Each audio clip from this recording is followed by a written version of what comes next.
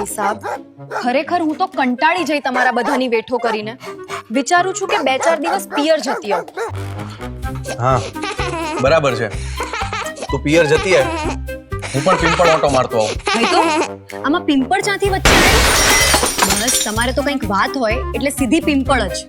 તમે હંમેશા મારી વાત કાપી નાખો છો. અલી હું તને નથી કહેતો, એ તો હું પિંપળ જવાનું વિચારું છું.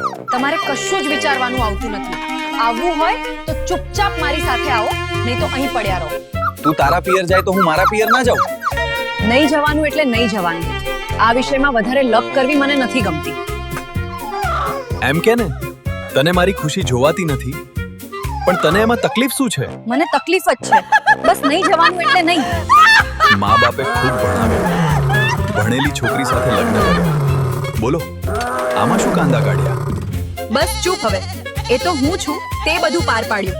બીજી હોત તો ખબર પડી જાત. તને એક સવાલ પૂછું, તે પિંપળના તળાવમાં લુગડા કે વાસણ ધોયા છે ખરા? આઈ મીન શું? તળાવ જોઈએ તો જ સાચું. મિત્રો, આ મીઠી નોકઝોક ખાલી મજાક છે, બાકી પિંપળ તો પિંપળ જ છે.